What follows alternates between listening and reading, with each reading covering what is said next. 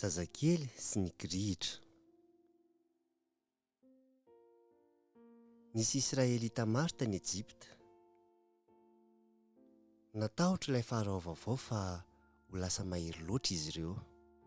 Nataony andevo ary izy ireo ary nampijaliany.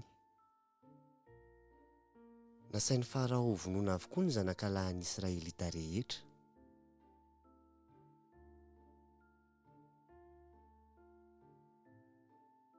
Nisy vehivavy nametraka ny zanany tao anaty harona ary nanafin'izany teo amoron'ny renirano. Nitazana azy avy lavitra ny anabaviny. Nandro tao amin'ny ony ny zanakavavin'ny farao. Hitan'ilay zaza ary nanapa-kevitra nitazon'ilay zaza izy.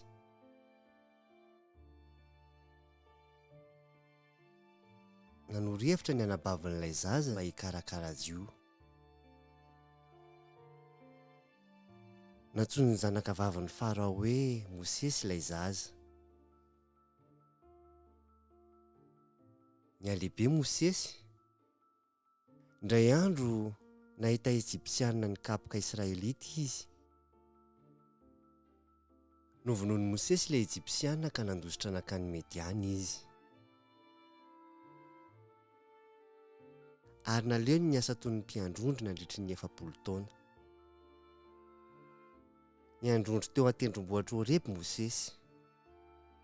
Tampoka teo dia nandre ny feon'Andriamanitra avy tao anaty kirihitra izay nrehetra izy.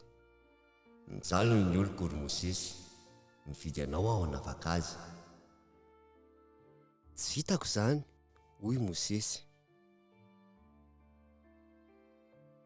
Ombanao aho, hoy Andriamanitra nampanantena azy.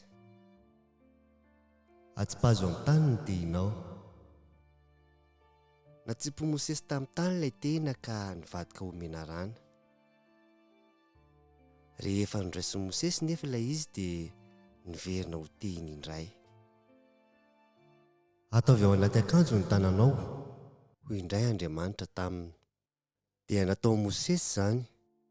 Hitany avy eo ny tanany fa feno abokana.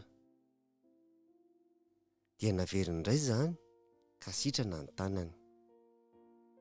izao no ataonao eo anatrehan'ny farao, hoy Andriamanitra. Tsy dia mahay miteny tsara aho, hoy Mosesy. Dia hoy Andriamanitra namaly an'i Mosesy. teny marina no ataoko ambavanao, ary aroana ralahanao no hanampy anao. Dia nandeha ary Mosesy mba hangataka ny farao hanafaka ny Israelita.